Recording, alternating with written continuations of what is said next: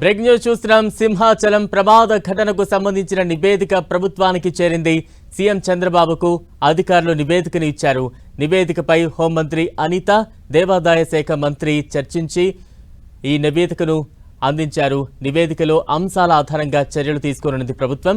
గత నెల 30న దేవస్థానం గోడ కూలి 7 మంది భక్తులు మృతి చెందారు.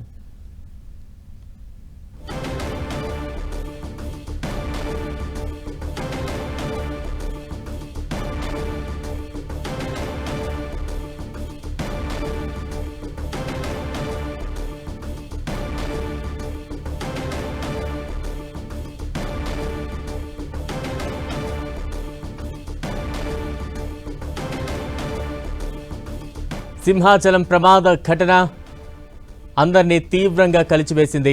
అయితే ఈ సింహాచల ప్రమాద ఘటనకు సంబంధించి నివేదికను ప్రభుత్వానికి చేరింది. ముఖ్యమంత్రి చంద్రబాబుకు అధికారులు నివేదికను ఇచ్చారు.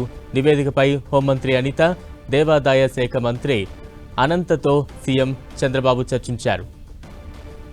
ఇక తాజా అప్డేట్స్ అందించేది మా ప్రతినిధి విజయ్ చంద్ర సిద్ధంగా ఉన్నారు. విజయ్,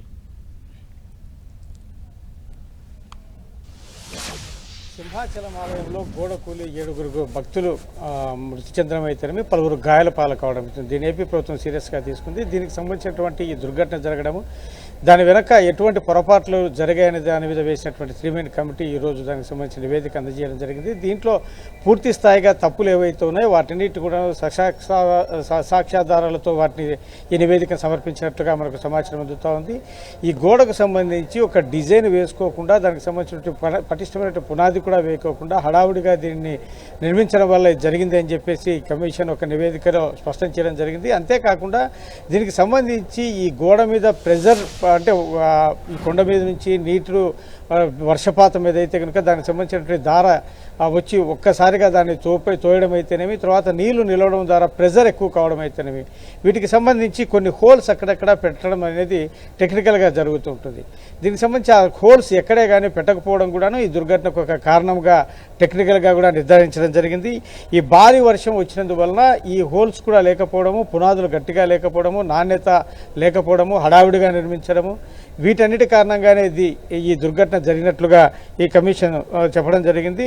ఈ లూప్ హోల్స్ అనేది సాధారణంగా ప్రతిసారి పెట్టడం జరుగుతుంది. దీంట్లో పూర్తి స్థాయిలో ఇంజనీరింగ్ అధికారుల తప్పిదముగా ఉన్నాగానే ఈ నివేదికలో స్పష్టం చేశారు. ఇంజనీరింగ్ శాఖ అధికారులతో పాటు టూరిజం శాఖ అధికారులు, తర్వాత ఆలయ ఈవో, కాంట్రాక్టరు, వీరందరినీ కూడాను బాధ్యులను చేస్తూ ఈ నివేదికలో వారి పేర్లను మెన్షన్ చేస్తూ వారికి సంబంధించినటువంటి ఈ తప్పిదం కారణంగా ఈ 7 మంది మృతి చెందిన కారణంగా వారి మీద కఠిన చర్యలు తీసుకోవాలని చెప్పేసి ఈ నివేదికలో స్పష్టం చేయడం జరిగింది.